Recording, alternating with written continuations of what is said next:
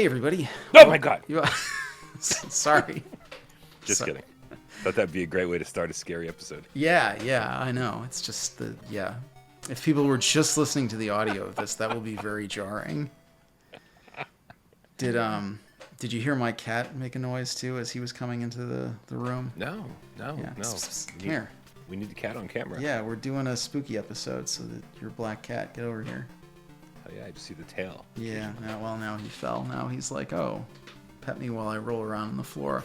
Hi, everybody. I'm Mike with Team Brothership, joined here by Bryan from Without Parole, and we had so much fun the last few times talking about spooky horror games, and we're going into the spookiest time of the year that we thought we'd just keep talking about it because there's no one stopping us, not you.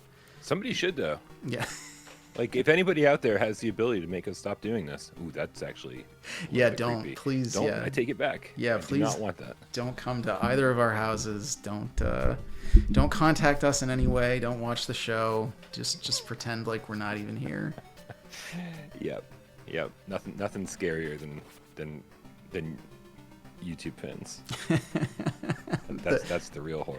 Yeah, I mean, you're the only one who's ever really interacted with fans. Although when Andy and I were at Retro Game Expo a few weeks ago, they do like a live stream, or like he and one of his staff do like a head-to-head gaming chat, and like fans of them showed up at one point, and like they were like little kids, and they were like, "Oh, you're the guy from YouTube," and it was really wild. Oh no. Yeah, the beauty of covering VR is that well, first, no one's interested in it, but B, the people who are tend to be 30 plus years old, because no one's interested in VR unless you grew up watching like the Lawnmower Man and you're like, yes, this is gonna be the future of gaming someday. If you missed out on that, then like you just don't care. Right, yeah, no. When I was in college, we used to have there was like the college radio station, and a friend of mine was like really into his like college radio. He did a good show. It was like a fun show, and like they used to get. He's not listening. You can poop all over it. No. It was good. Like I was on his show a few times. It was fun. But he used to get he and his roommate, who used to do like the late night spots. They used to get this guy calling in all the time, who was just like very. Like, he never actually did or said anything bad, but, like, they just always got weird vibes from him, because he'd call in the middle of the night and just, like, be, like, overly familiar with them. And one of them was saying he was, like, sitting in the booth one night recording, and, like, you're there just, like, by yourself at, like, super late at night in this, like, DJ booth. They don't have like producers or anything, and like, he's like, I see you wearing your red hat tonight. Well, this he's just like got music running, and he's kind of sitting there staring off into space, and like the door opens, and this guy just like this kind of weird looking guy just like walks in and starts like looking around purposefully, and he's like, oh my god, it's him. He finally figured out there's like nothing stopping him from just coming in. It was like an alumni or an alumnus who used to also run a radio show, and who was like really and just was like coming back and in the middle of the night for some reason. But yeah, hopefully that's a spooky story to start us out on our man, horror. I got way spookier stories than that. Yeah, but I'm sure I won't tell them, because I don't want to give a platform to people who are out of their fucking minds. Sorry, I don't mean to give you reasons to bleep things out. Also, I'm like still waking up, man. I had the latest night of all time last night, and so I woke up and it was like after 2 p.m. Oh wow, and, yeah. That is not that long ago from when we're recording. No. I can still hear it in my voice. Like my eyes, I feel like are not opening fully. Like my face is still puffy from sleeping. Like I feel like if I just closed my eyes right now and rolled over, I could just snuggle up and fall asleep. Mike, we covered so much horror stuff last week. In my head, for the last 30 minutes while I've been awake. I've been wondering, what did you want to talk about this week? Like, is there a different aspect of horror games, or did you want to branch out to other horror? You tell me, man. You're the host of this show, despite what I pretend is the case. It's fine. It's if you want to take point, I'm happy to just sit back and space out. Well, one of the things that you said last week that really kind of I don't want to say I got hung up on, but that I've been thinking about a lot is, well, basically, like, are retro games scary, and like can games identify themselves as horror if they're not scary? Like, is horror an aesthetic? You know, because like we were talking about Splatterhouse. Like, Splatterhouse is a creepy game, but especially the originals, like they're fairly low tech. Like they're not scary. Like, you're not worried Biggie Man's gonna run into your house with his chainsaw fists and slice you up or anything after you're done playing.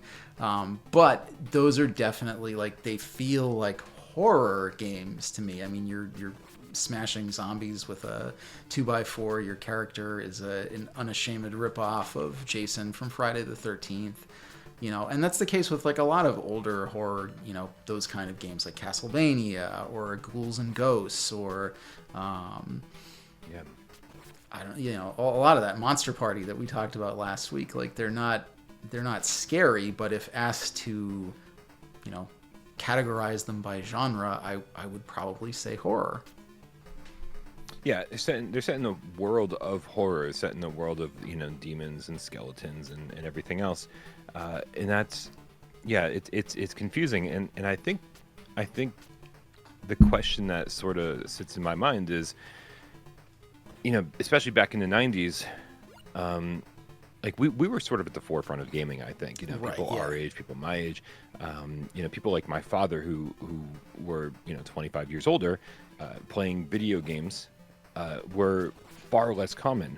And so my guess is that console, like, game developers, Konami and Capcom and all those, when they set out to make like a spooky game, they weren't setting out to really scare you. They were just setting out to put you in that world, because they knew that their audience was like 13, 14, 15-year-olds, right? Like, so making something that was scary, that was going to like really like give kids nightmares, probably wasn't in their best interest, you know. I think dabbling in that stuff is probably the best. And so and so I think it's kind of all about intent to a degree, because they, you know, obviously those games did a good job of conveying, you know, the setting, but didn't take any steps towards scaring you. But when you look at more modern developers making these sort of retro inspired games, you see things like, I think it's called Lone Survivor, Home, you know, all these games, like games that came out on Vita and PlayStation 3, with that were using essentially the capabilities of something along the lines of like the Super Nintendo when they were making their games. They made actually like pretty scary games, right? So it's like the capability was there to scare people in the 16-bit era. I just think that the developers didn't want to venture into that territory. Yeah, fair enough. Yeah, definitely, like, yeah, there is the way to do things that way. I was trying to think, because I don't get scared by a lot of things. I get crushed by like the ennui of life, but like monsters and boogans aren't particularly scary to me. But I was thinking, like, I did get spooked when I was playing, and I only kind of played the intro of it. One of those like Yomawari games. Did you play any? I think I actually bought some of those from you recently. I think it was the first one that I played, and you know, it was pretty tame at the beginning, right? Aren't you just like looking for your lost dog or something like that at the beginning of one of those? Yeah, but there's fairly early on, there's like a jump scare where you're in the menu, like looking around, and something like rips the menu apart, like that big robot from Contra 3 or something, like just like pops into the menu, and I was like, oh, whoa, okay, like there, transgression here, like safe word. I was not expecting this. Well, that sort of goes into what I was talking about last week as well, where you're never sure how scared you should be at the beginning of the game, which makes it more scary, I think, because you don't know what the developers are capable of. The last thing you think is that somebody who's making this sort of cutesified, top-down horror game is going to tear open the menu with a jump scare. And so I think that sets the tone perfectly, saying, hey, you have no idea what we're capable of. Right. Yeah, no, that's kind of like what we were talking about with Eternal Darkness, too. Like, once the sanity meter starts running out, like, all bets are off. Like, we can do anything. But, so, this is kind of radically changing topics, but I think there's a lot of meat on this bone. What I said, I'm not usually like scared by things, but I do get kind of overwhelmed by life sometimes. Like, what is actually scary to you? Like, when you're watching a movie, is it like the jump scares, or is it like when movies kind of get under your skin? Because like, I don't like, jump scares don't really get me a lot, but like movies where there's like kind of creeping dread or things that can get under your skin. Did you ever play oh god, I'm gonna mix up the name. Yume Nikki? Oh man, I'm not awake enough to figure this out. Should we wait should we just scrap this and start 2 hours from now? Yeah, right. Wait, what was what platform was this game on? It was a free PC game. So they recently actually ported it to like some downloadable service, and I remember like people felt like that they did like a remastered version and ported it to like modern consoles, and people didn't like it, and the creator wasn't happy, and like I think the whole thing got scrapped, because that was the thing too. It was like, this was a game that was all over the internet for a while, and then the creator was like, he's one of these kind of temperamental figures, and it's like, I'm not satisfied with this anymore, and just like took it all down, and so it disappeared. But the premise was, you were like a hikikomori, like high school girl, so like a shut-in, and you're in this little apartment, and every night you go to sleep and you have these dreams, and you just kind of like wander through the dreams, and there's no real like there are sort of NPCs that you can interact with, but there's no real like dialogue, there's no real danger per se. Like, you can't get hurt, but like every once in a while these kind of weird bloody figures will like run and grab you, and almost like what we were talking about last time, and then they just bring you to a different part of the dream that like you haven't been to before, and it's just very surreal, and like you're kind of jumping between these different dreams, and then there is like there's like these power-ups that you have to find. So there's like a little bit of a like Metroidvania angle, in that like each time you go through the dream, you can find these power-ups that will give you different abilities that let you access different other parts of the dream, and once you found them all, you can like put them all in this little spot, and then you kind of get the ending. But not a like scary game, because there's no danger, like there's nothing, but it was just supremely creepy. And like the reason why it kind of endured in internet lore for so long, I think, is just because it just had that feeling of like, this is so weird, and like, what's going on here? And like, there's always these little things just off, like there's all these little secrets that you can find that don't really matter at all, but they're like these little vignettes, and then the fact that it just kind of disappeared off the net for a number of years too. Well, let's back up a little bit. I appreciate the explanation of the game. I'll have to look it up after we finish recording. But you asked if jump scares really get me. Yeah. And then you said that they don't really work on you. But I hear this a lot from people, being like, people say either like jump scares are cheap, or they don't really, they're not really affected by jump scares. And I'm always a little bit curious, like, what that means, right? Because I feel like if you build up tension, and then the payoff has to be the scare, right? If you're just building up tension the whole time, and then nothing ever happens, like, you're wasting my time, right? Like, the payoff is the scare. That's what I'm there for. And so when people say jump scares don't work on them, which I think is what you're saying, do you at least jump? Yeah.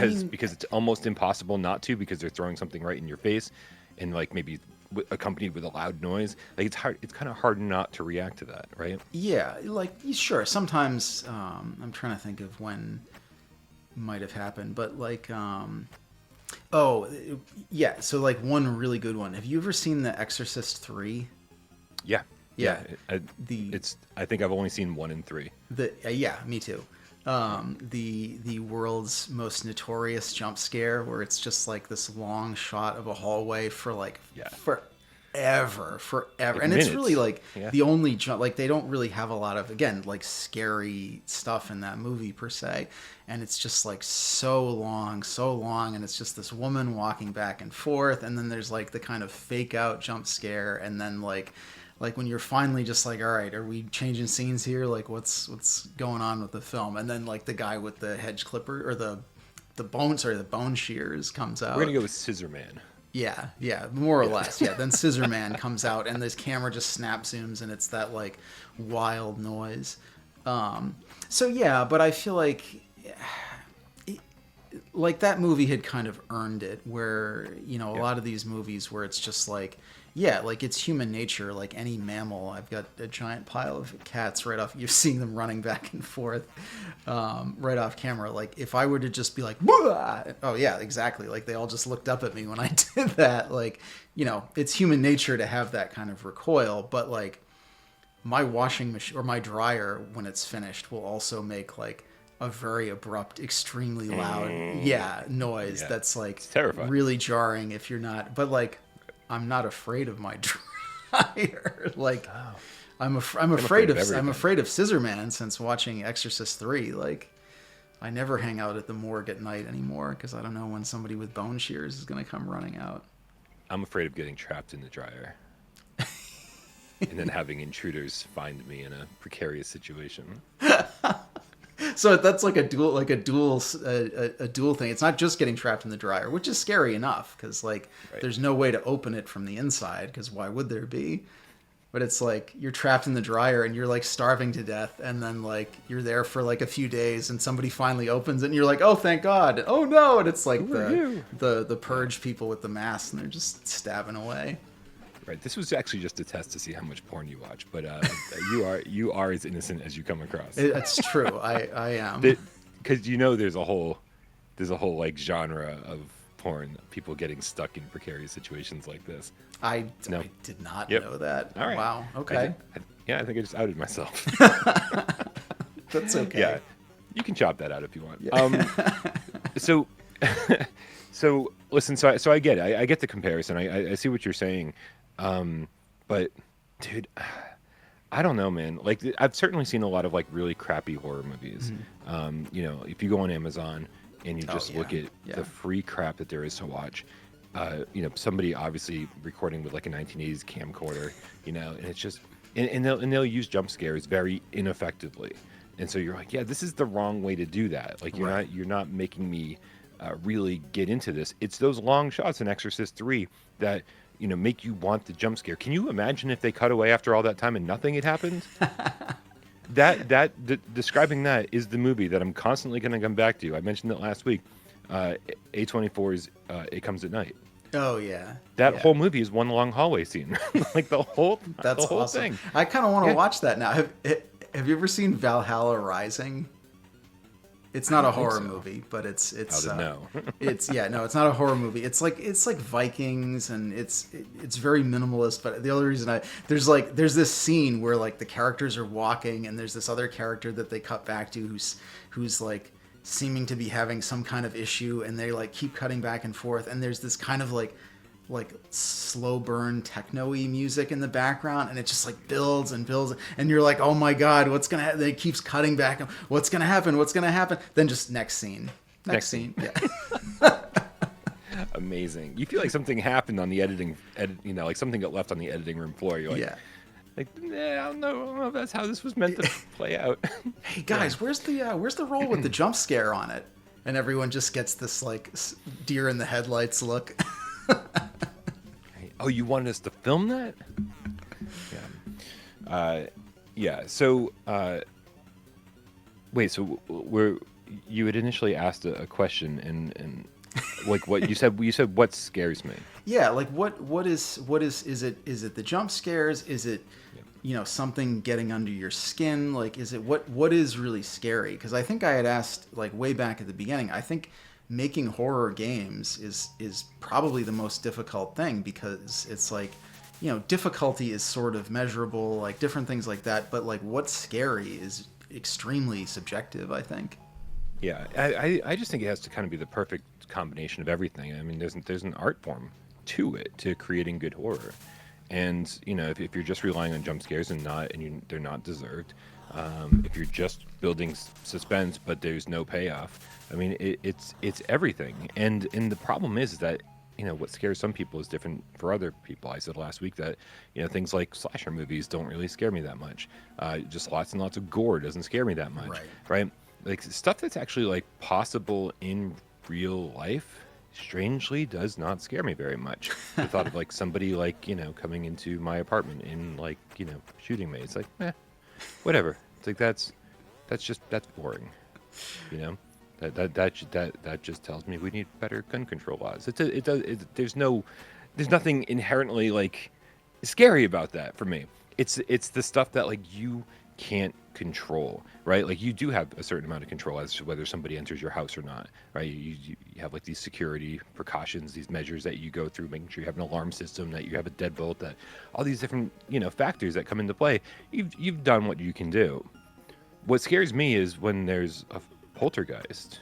What scares me is when there's a demon, or that one of your that you're possessed by the devil, or one of your friends is, or a family member. Things that no matter how much you protect yourself, there's nothing you can do, right? And I think it helps that I was born and raised Catholic, right? It's just like these things these that were instilled in me from birth, basically, telling me, oh, you better go to church, you better do this, you better do that, like warning you that like that listening to metal music can let the devil in. Satanic panic of the late 80s. Yeah, dude, for real. And it's like, and so in growing up, I'm like, it's the kind of stuff that you go, that's so silly now.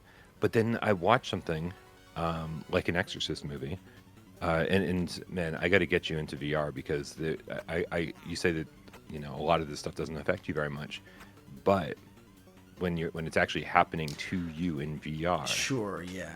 Right? Like, and then suddenly, because there's an Exorcist game in VR called Exorcist Legion VR, and it brings you through like 5 different scenarios. And I will tell you that although I thought that I had grown up and put all this like childish nonsense behind me, being like, oh, gotta be worried about the devil, he's around every corner, dude, that stuff comes back. That stuff, it's sitting in your brain somewhere. And that stuff comes back when you're presented with it, quote unquote, for real in VR. Right? And you're like, oh my God, I don't like, there's like, I remember the first time I was playing The Exorcist, I was doing it on a live stream, and there was like a little statue of the devil or something like that, right? And I picked it up and I was like pretending to be like, hi, I'm the devil.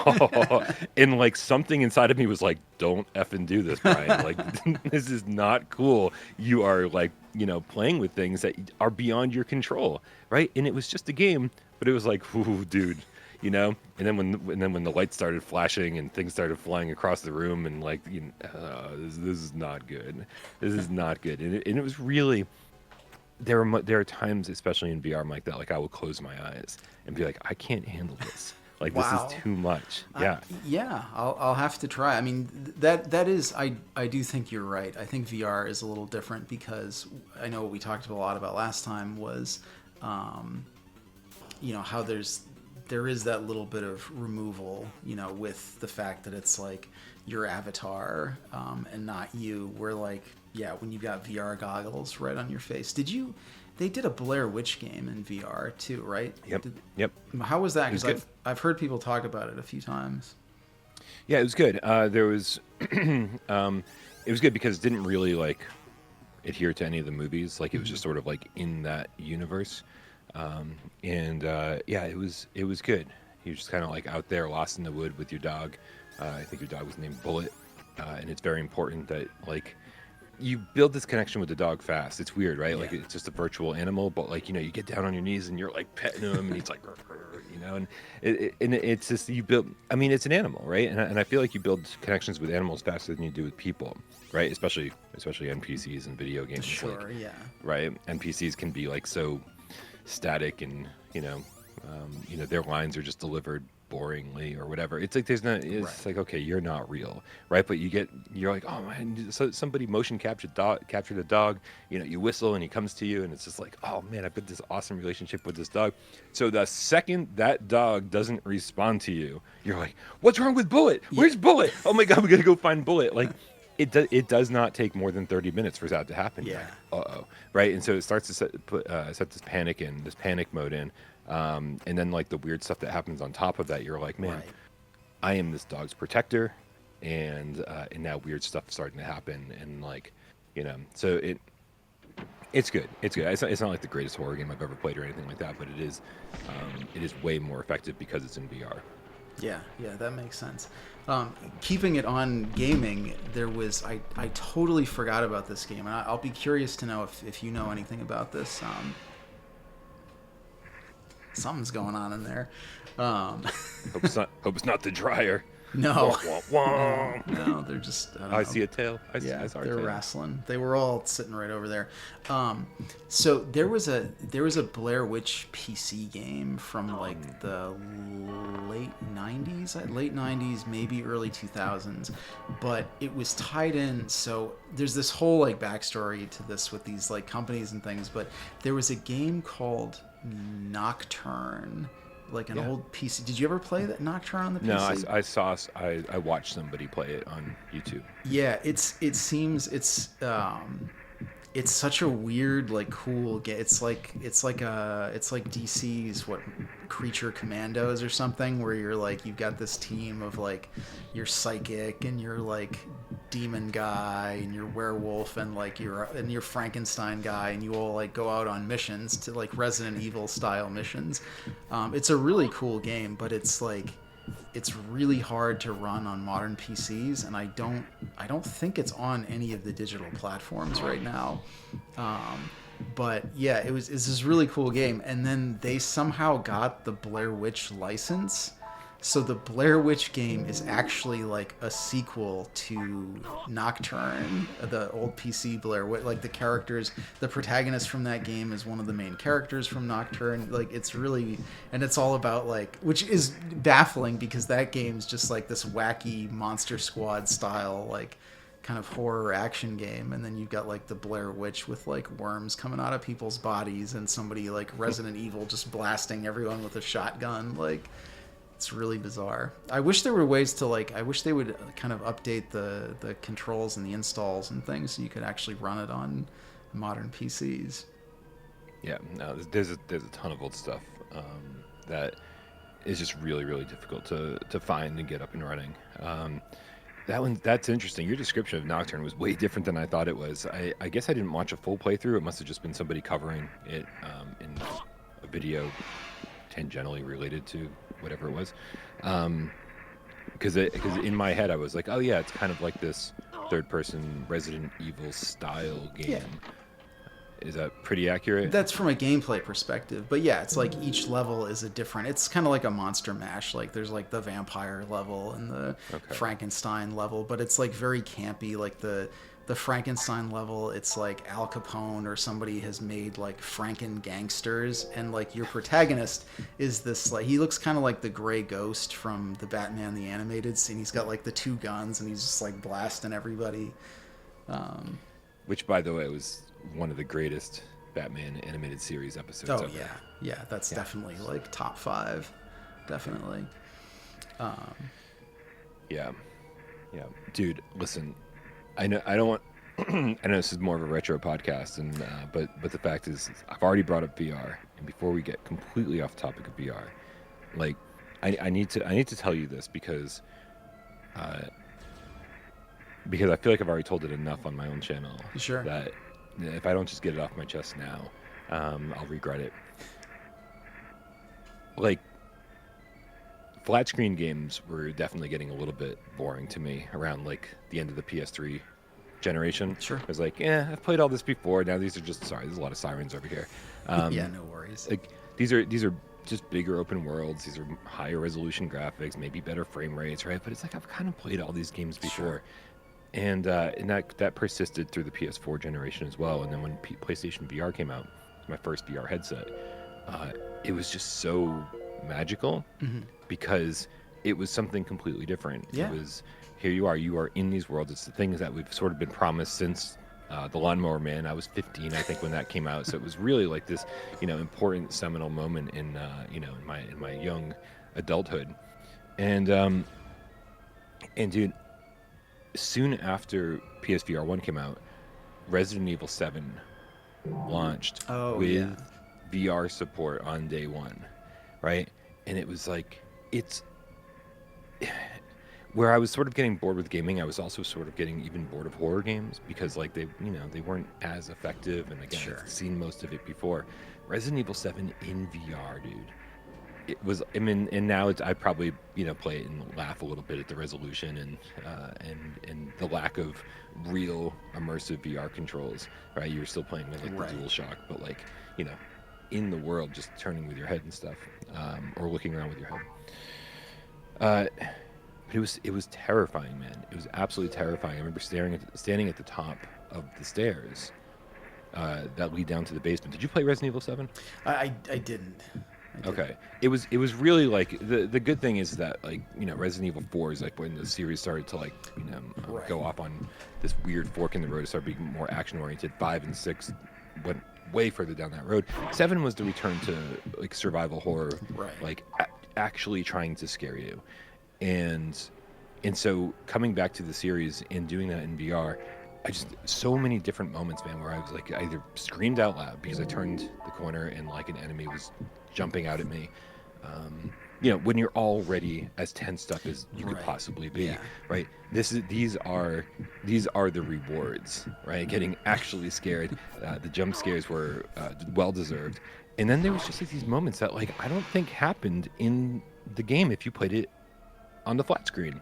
Like standing at the top of the stairs, looking down into the basement, going, this is where I have to go. The game is telling me I have to go down into the basement and find some key in this room.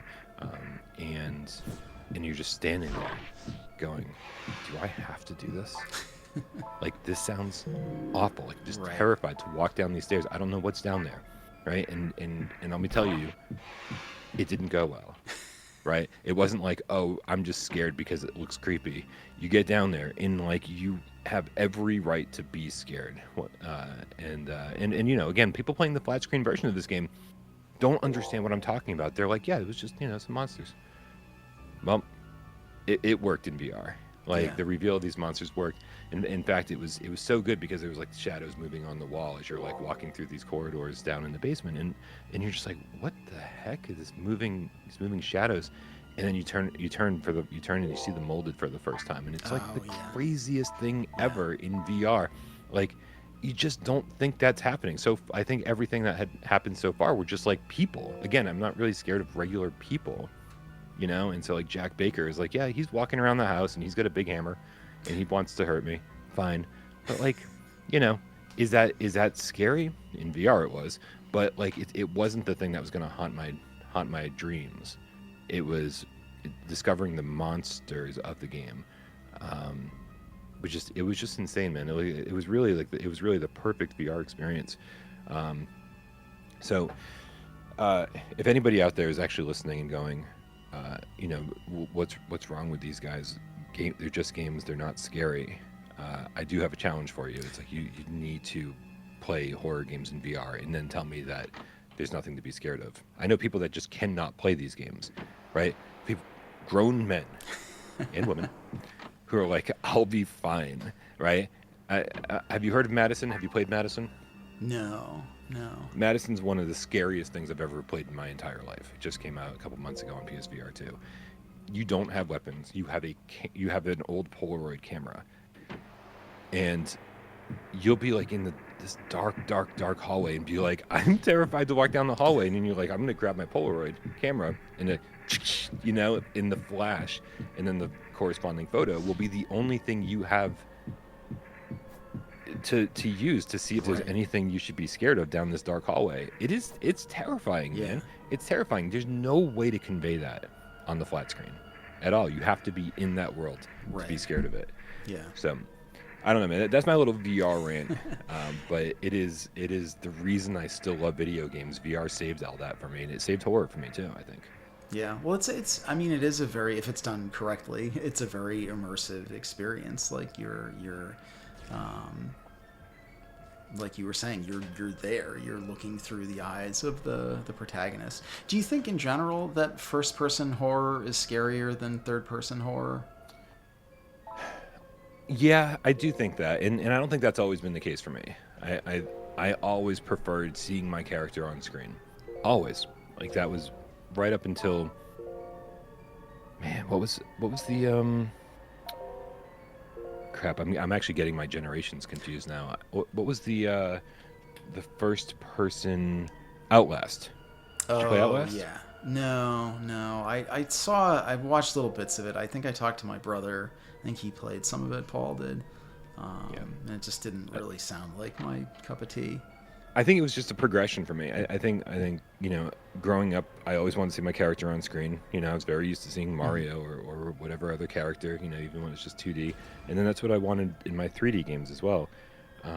But as I started getting tired of the same old, I was like, okay, well, let's dive further into this first person genre. And games like Outlast came out and really proved that you could, you know, there's a game called Emily Wants to Play, and it Okay. is it's the cheapest, cheesiest, low budget horror game you can probably find.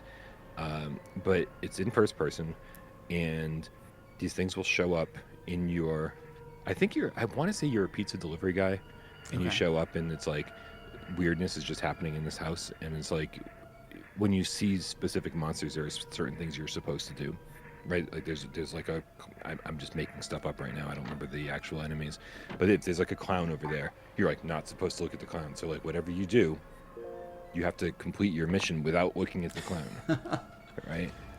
And then and also all the different enemies have their own rules like that, right? One of them is like you're supposed to stare at it the whole time, like you can't lose eye contact with it. Um, and that has this like it was on the flat screen. I don't think we ever got a VR version of it, but it was one of those things where I made everybody I knew play it. Like this was early on, like without paroles. I made Michelle and Jeremy and Des everybody play it, and like I was really scared that I was going to give my friends heart attacks, right? Because like that's how bad the jump scare was. Like when Wow. you screwed up, it was that scary. It was that bad, uh, and um, and so I think it was like sort of during this time with Outlast and games like Emily Wants to Play, where I started going, oh man, like first person really has its merits. Yeah. And then VR was just the natural evolution to that. It was like, how much more immersive can we make this? But I mean, I do think there's something to seeing your character on the screen, right? Like you need to see your character react a little bit. Like when you're playing a third person game, do you take ownership of that character that you're playing as, or do you feel like, hey, this is someone I have to protect through my actions? Like, what's your relationship with the third person character you see on screen?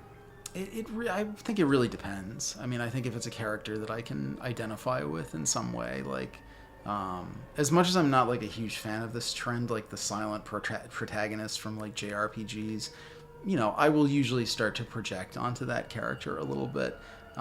Whereas somebody like Nathan Drake, I'm like, I hate this man. I hope bad things happen to him. I'm enjoying this gunplay, but I hope something really bad happens to this guy.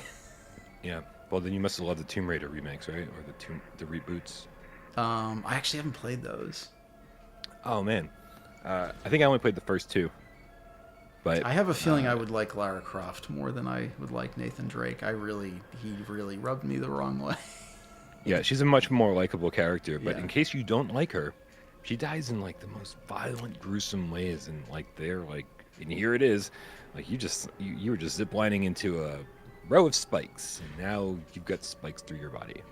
When playing the Resident Evil 4 remake, like I guess actually any of the Resident Evil remakes, like it's your character gets hit and bit and slashed at and things, but like not, they don't really display a lot of visual injuries or things. But then sometimes with some of the like insta kills or things, there will actually like they'll get actually like ripped in half or something, and it has a very like whoa, like that's not how it's supposed to happen. It would be like if somebody actually got stabbed in like a He-Man show or something. It's like, whoa, wait, what?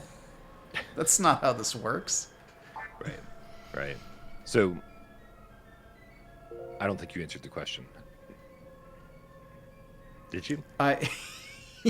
You said if I connect with the character in third person. So you don't consider yourself you're not saying, hey, I am this character. No, not really. Like if like I said, if it's kind of a silent protagonist or somebody who's a little more of a cipher, then yeah, I'll probably start to project onto, like when I'm playing.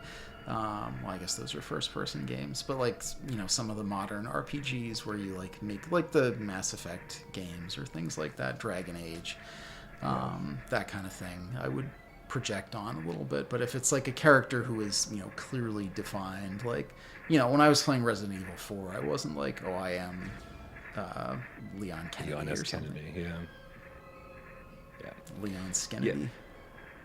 Yeah.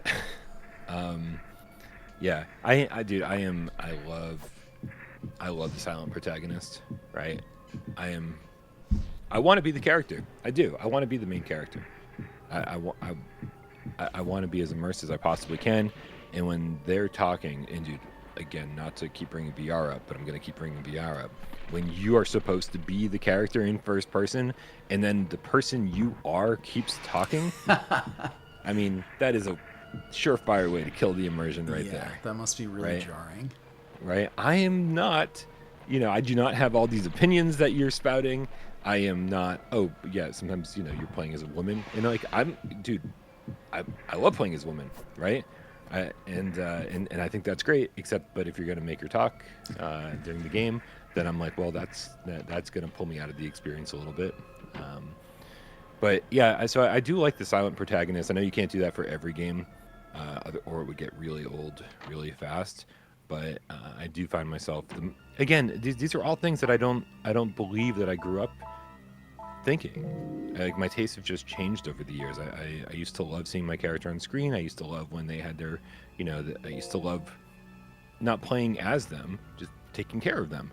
And that's just sort of changed, I think. Like I said, I played thousands of games in my life, sure. And it was just time for a change, which I guess is good, right? You don't want to be the same person you were when you were 10 years old, I guess. Yeah, no, it's definitely good to grow and change through stuff. And given your interests, like, I think it makes sense. I think something like a horror game is going to resonate a lot stronger if the screen is, right in front of your face, as opposed to, yards and yards away. Like something like a turn-based RPG.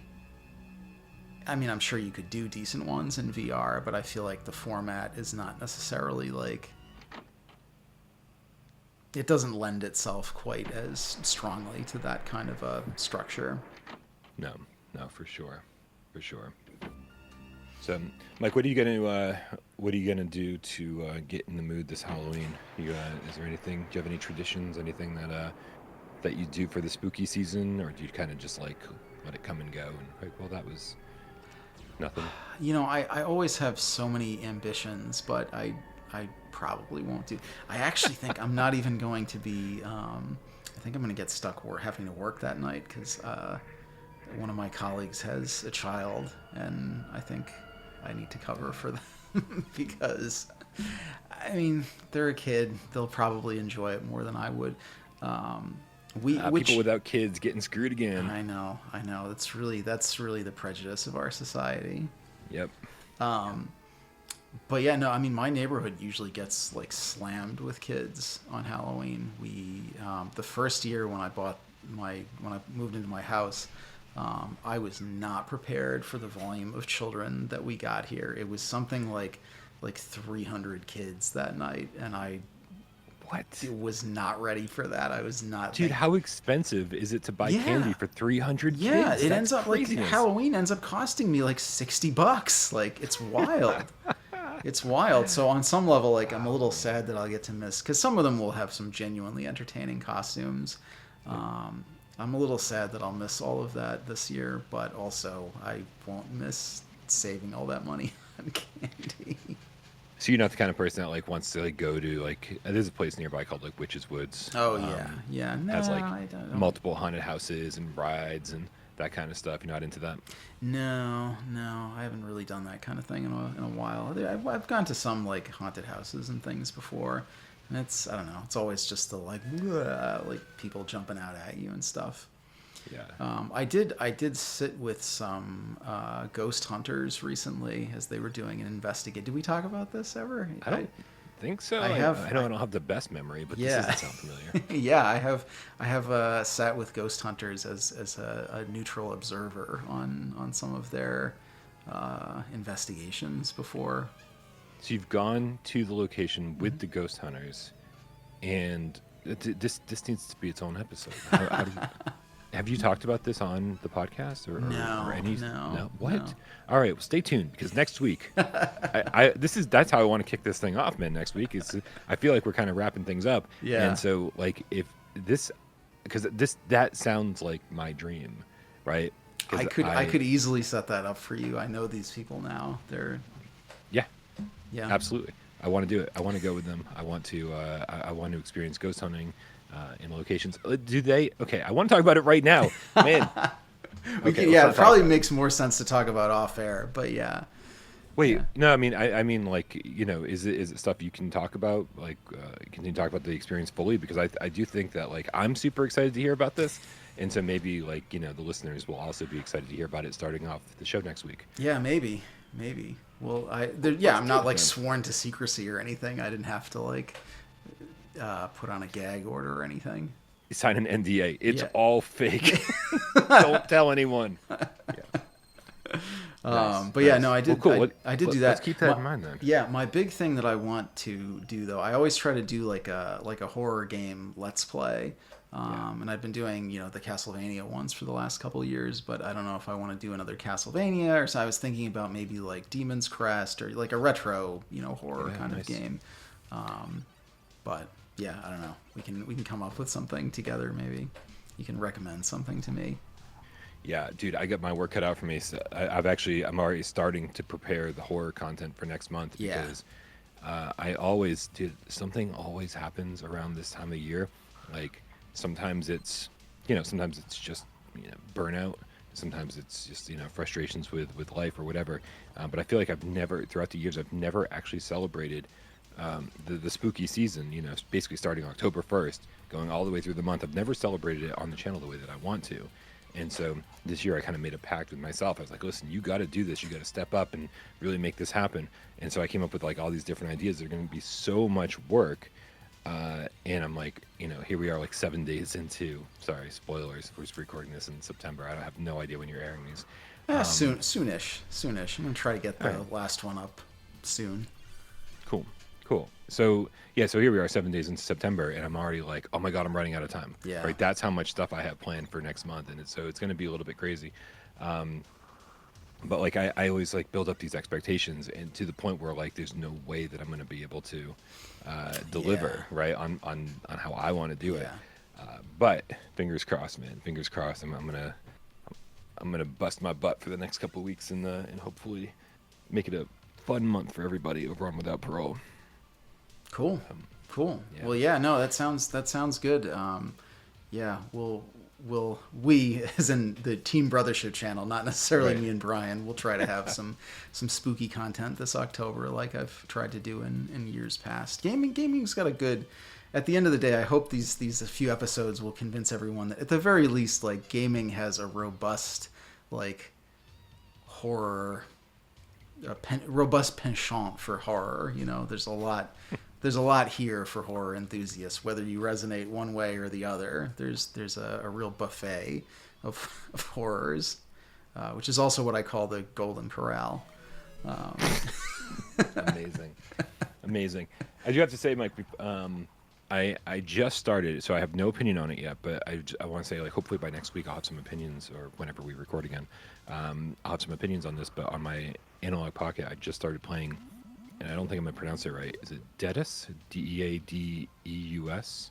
It's like a relatively new OG Game Boy game. Yeah, let me know what you think of that, because I know I think I have that one. I bought a few of that company's other things, and they look really like cool. They kind of remind me of, to go back, Yumeniki a little bit, just with like very lo-fi visuals and like just kind of like using low tech to create a creepy ambiance.